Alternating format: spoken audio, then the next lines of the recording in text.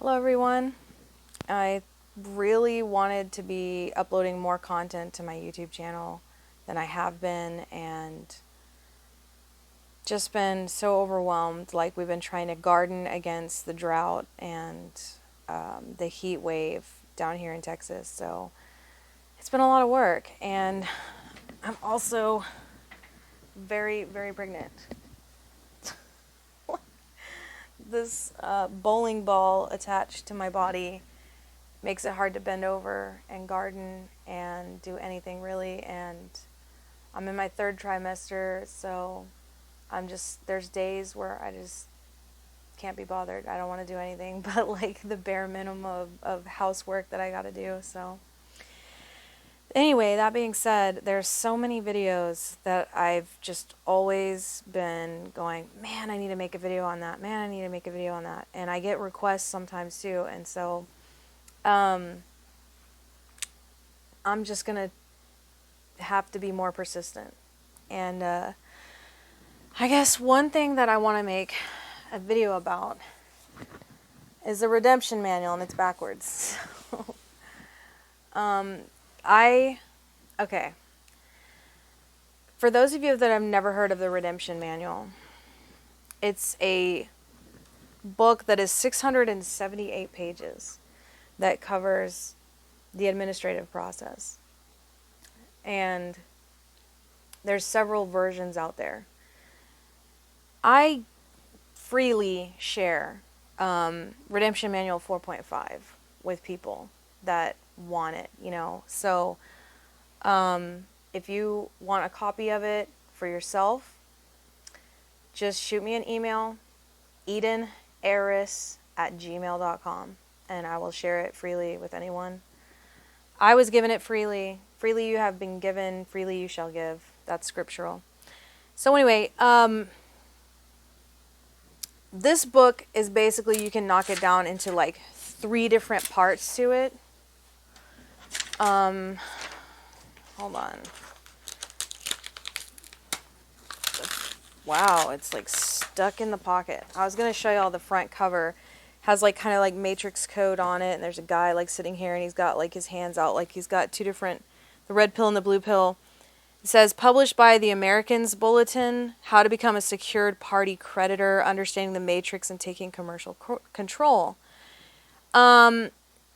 Here's the catch, and I really want to state this first and foremost, because people just name drop secured party creditor, and you'll see it as SPC like all the time. And I'm going to tell you right now, there's no such thing as a secured party creditor. There is such thing as a secured party, and there's such thing as a creditor, and you can be both. But if you look up a definition of a secured party creditor, there isn't one. Thanks for letting me get that out there, because it's a common misconception. And I actually have right over here my tiny little law library that's growing. I have my Black's Law Dictionary, 6th edition. This was the first law book that I acquired.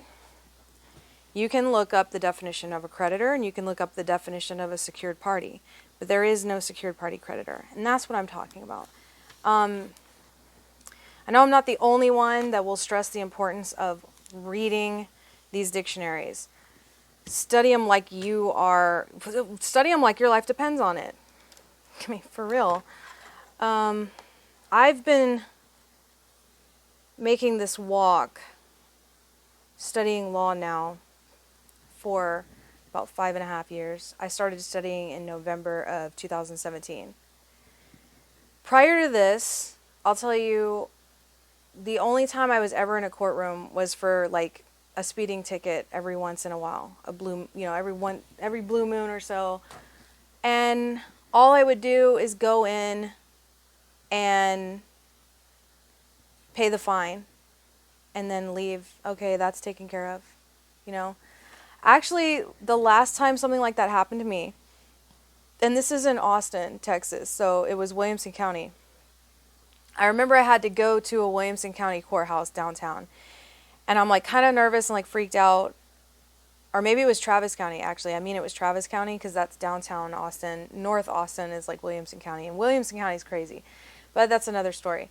So I go to the courthouse. I'm not even really sure what to expect, and I'm waiting for a pretty decent while.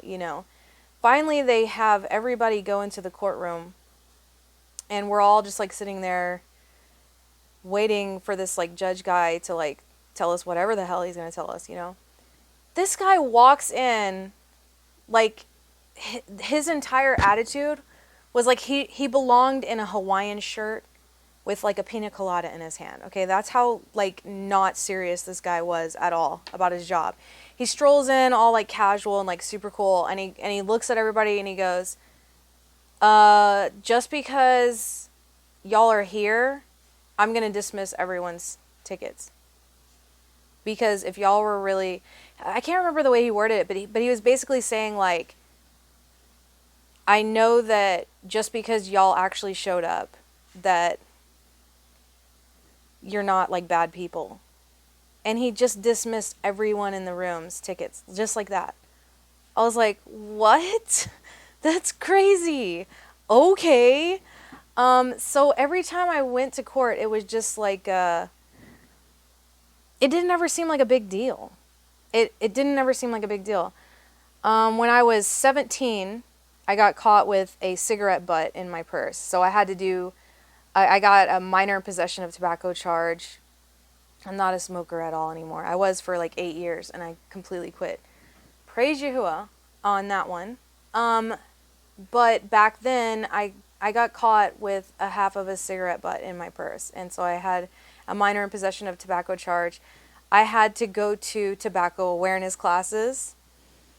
And then when I was 20 years old, I went to an outdoor, like, not a concert, but like a show, like with some, underground bands and stuff like this. And everyone was throwing their beer cans all over the floor. And good-hearted little old me, I started picking up beer cans and throwing them in a trash. And a cop stopped me by the trash can while I was holding a beer can trying to throw it away instead of littering. And he charged me with minor in possession of alcohol.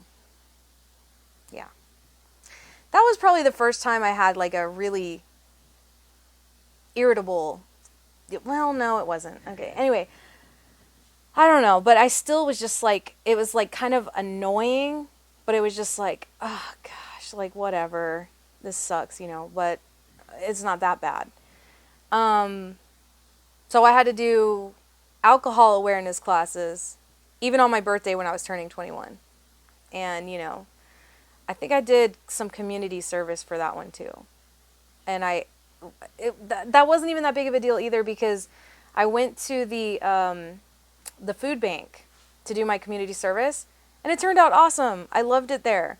I had to use like a little sponge. I had dish washing gloves on, and we had like a sponge that we would like dip in this solution and like kind of scrub all the outsides of the cans to sanitize them, get any dust or whatever off of them. And then we'd have to organize them on the shelves based on what they were. And on the last day that I was there, they asked me if I wanted to ride the mini Zamboni. Those things that clean the like ice skating rinks? They had one, and it was a small one. And because their whole floors were like poured concrete, they used that to clean the floors. So I got to ride on a mini Zamboni. Sorry for touching the microphone. I can't complain. Like, that was cool. That was like a once in a lifetime like experience for me. So I was like, okay, that was awesome. Like I said, I never really had like really serious incidences or charges. I've never been arrested.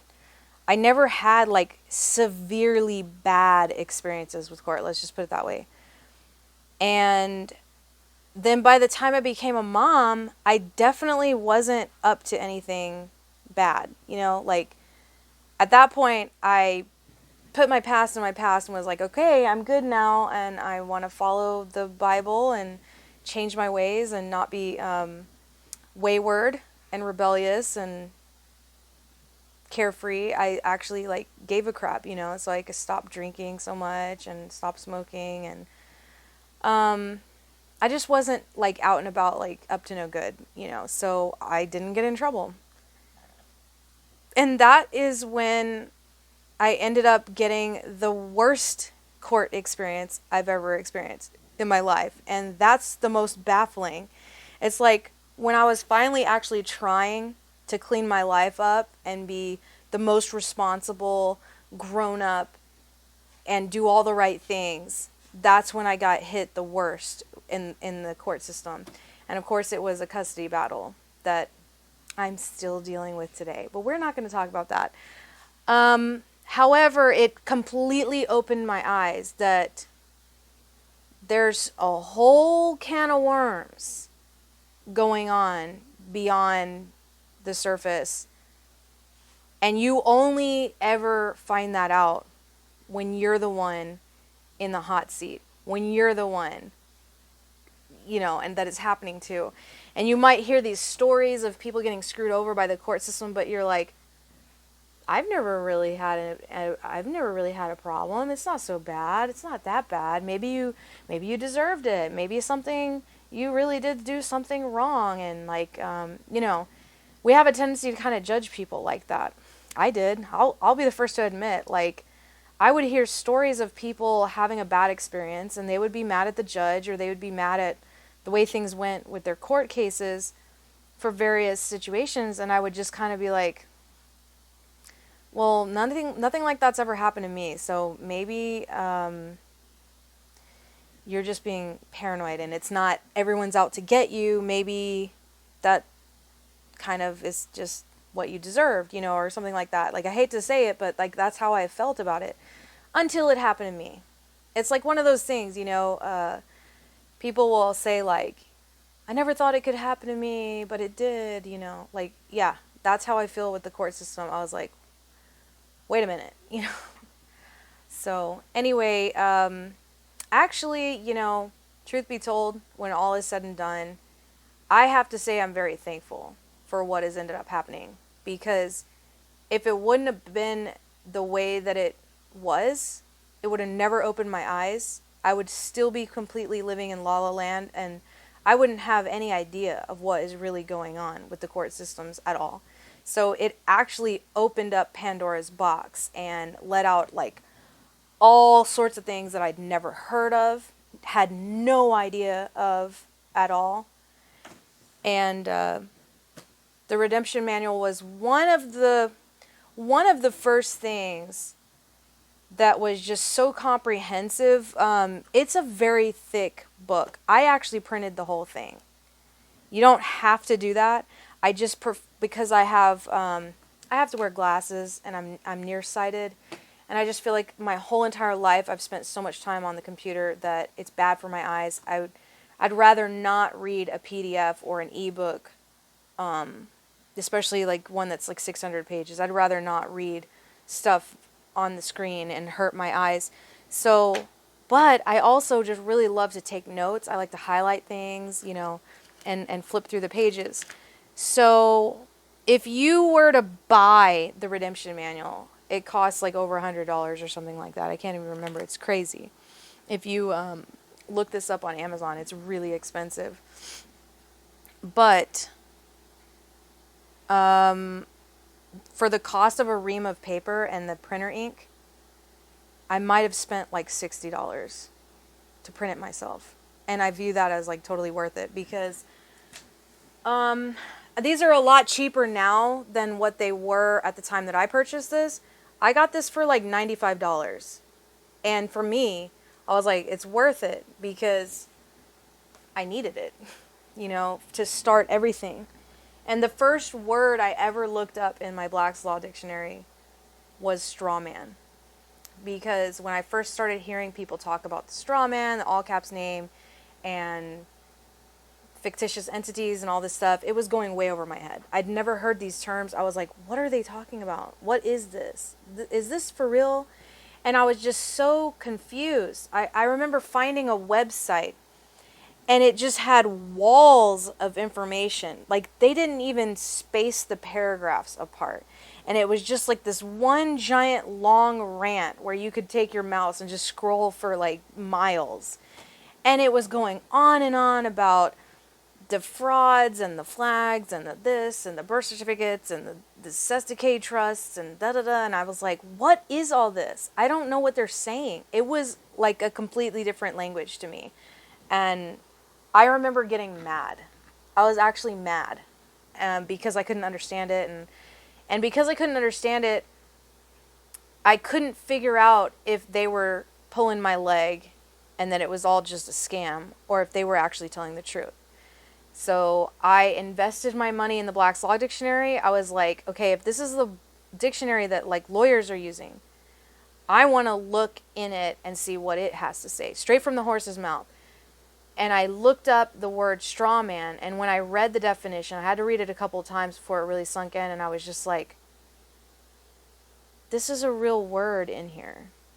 And that's when it slowly started clicking in. I'm going to have to make a part 2 to this video. I'm running out of space. It's only going to let me record for another minute and 39 seconds. So anyway, the Redemption Manual I recommend to people because, I mean, like I said, printed out, this thing is like this thick. I actually couldn't fit it all in a 3-inch binder.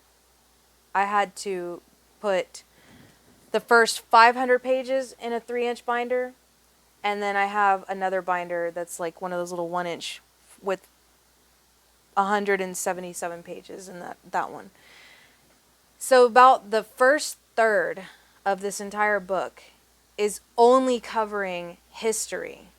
It covers all sorts of things. Federal Reserve Act, you know, when they confiscated the gold, like just, I don't even have time to like tell you all the different things, but they go like start to finish, like all these different things that had to happen. And if you don't read that, that's like the foundation of you actually comprehending what the rest of it is even pertaining to. So I actually really recommend that everyone get a good education on the history of all these things, what led to this, to this, to this, to this, to where we are at today. I want y'all to know, okay, the first edition of this Redemption Manual, it came out May 21st of 1999. And by the time this edition came out, 4.5, it was October 25th, 2008. So as you can tell, it's 2022 right now. This thing's outdated, okay? And I make sure to tell everyone that I share this with, this book is outdated. You're going to have to do your own due diligence. That's the phrasing that everyone eventually starts hearing passed around nonstop. Once you start going down this rabbit hole, you're going to hear that all the time. Do your due diligence. Study, and you'll find out that you really can't blame anybody else if you didn't know something. It all rests on your own shoulders and how much you're willing to study. But that being said, for a beginner, this is great. This is an excellent place to start, where it's very thorough, top to bottom, and it'll get you to where you're actually able to comprehend a lot of what is going on and why it's going on too, which is a very important element. So one thing that's my favorite about this also is the fact that it starts off with 3 movie references that I think is the best way to illustrate just how this whole thing works. So it's got The Wizard of Oz, Matrix 1, Matrix 2, and Matrix 3. It's pretty helpful if you've actually seen those movies. So if you haven't yet seen all of them, you probably want to. Otherwise, it might have some spoilers. So it starts on page 21. Oh, and while I'm looking at the table of contents, I'm just going to go ahead and tell y'all. Section 1 is the historical background and principles, and it covers all of this. All the history of what happened leading up to the way that it is right now. Section 3, it's talking about the sovereignty of the people. Section 4 is the straw man and the debtor, talking about why would you want to do a UCC filing, why is it better to have one filed, a commentary on security agreement, it kind of goes over like what is all this about. And then section 5 is becoming the secured party creditor that everyone always talks about. Basically becoming the secured party and the creditor.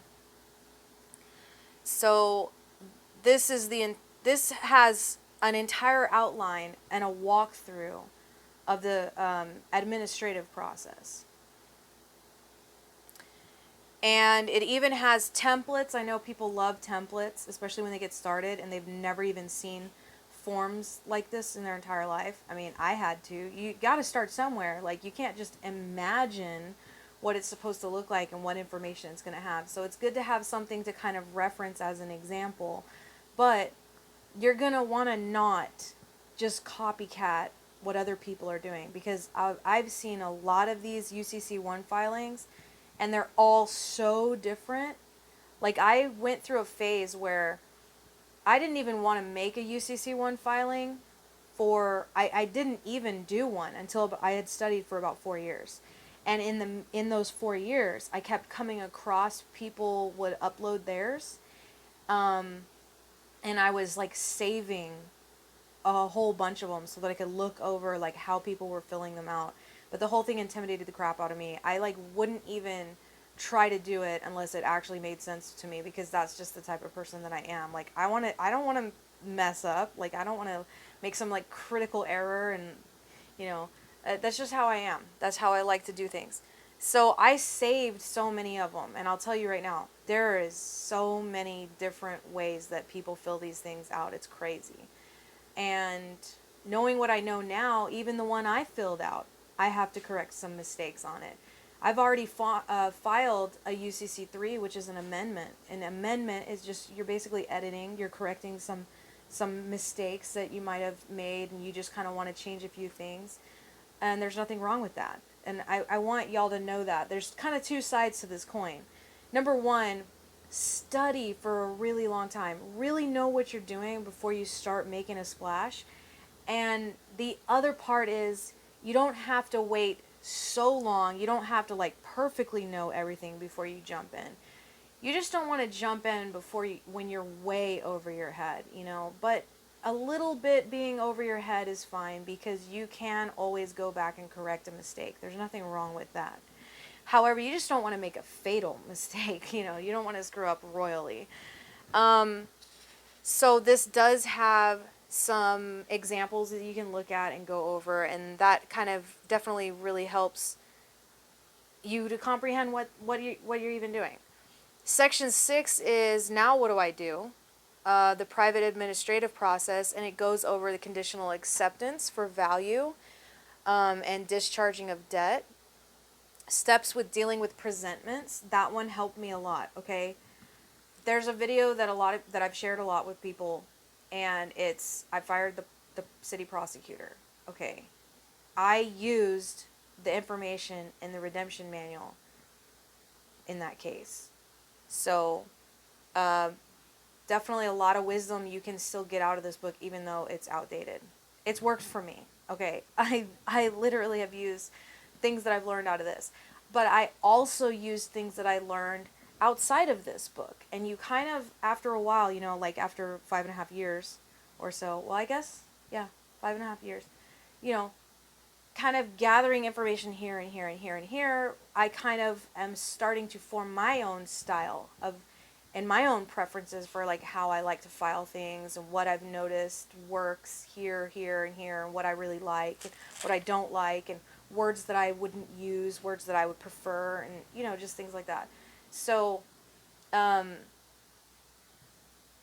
it can still be helpful is what I'm trying to say, but you got to use your own use your own experience, use your own judgment.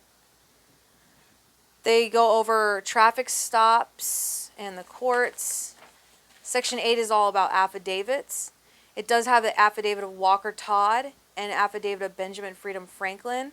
Now I'm just now seeing where they wrote the affidavit of Walker Todd in parentheses. They wrote hot with the exclamation mark, because that one really is excellent. I think everybody should read that one. That one is a major, major affidavit to read. In the appendix, there's some kind of miscellaneous information. And then section 10 is a list of files on the companion CD. I don't have the CD because like I said, I just got the PDF and printed it, so I didn't have a CD. Then this is so amazing, and this is why I'm like always recommending this to people. They have a whole section at the very end of the book with blank forms. Blank forms. They show you an example of a security agreement, and guess what? It's not set in stone. It's not concrete. Yours doesn't have to look like what theirs does. You don't have to have all the same information of the common law copyright or the hold harmless agreement or the power of attorney. There's many different versions out there. And just like I said with the UCC1 filings, eventually I started collecting so many different versions. And over here I'd be like, well, I really like the way they worded this better than this one. And so I would just kind of like, switch it up, make it my own. And you need to make your documents your own, your papers. So it's just, this has like so many good things. There's a bunch of articles. They've got banking quotes, the Emergency Banking Act, Coinage Act of 1792, Coinage Act of 1965. And some of these things, as I was like reading about them, I'm like, I know I was taught this in school, but I was taught this when I was like 3rd, 4th grade, 5th grade, 6th grade. I didn't comprehend what I was reading. How, when you think about that, it's like, how is that even fair? That they taught us this when we're like too young to even really know, A, the importance of it, and B, to remember it in adulthood, and then C, the sheer weight of just how important this information really is. So that by the time you're like a young adult, you've completely forgotten it. Like, I'll tell you right now, if you told me what was the Coinage Act of 1792, I don't know. What was the Stamp Act? I don't know. I recall learning about it, but I don't know. And see, that's just it. This book is so huge, even I haven't read all of it. And I've still gotten a wealth of information from it. It's incredible. So I just wanted to let y'all know, I highly recommend this book. I just say it is outdated. Take it with a grain of salt, but there's still so much you can get from this. And it's a free resource. And if nothing else, please read the movie examples. They explain things so well that it's not even funny. And in fact, what I want to do, technology permitting, because my phone keeps running out of space, I'm trying to like delete stuff off of it to make more space to make more movies. And as it is, it's counting down and giving me 2 more minutes. I want to record an audio, and I'll actually read all of what it says about the movies, because I think it's that important for people to get this message. And I know that not everybody has time to sit down and read all this. Not everybody absorbs information the same way. Some people do better with audiobooks, and also not everybody has the ability to print it out like I did. So this is one of those kinds of videos that I've been like waiting to do, and I've wanting to do for a really long time. So I'm gonna do it. Today's the day. And I'm gonna start with The Wizard of Oz. It was a coded movie of what really happened in America, because it was actually written at the time that all of these major changes in the court system and the banking system were happening. And so he wrote about it. He wrote about it as kind of like an simile. Is that the right word? An analogy. It's like sort of like a parable, like an analogy, where it's like, what can I give you an example of to show what's happening, make you understand it a little bit easier. That's how it was written. So I'm going to clear my space off my phone and see if I can at least have like 30 minutes to do this audio.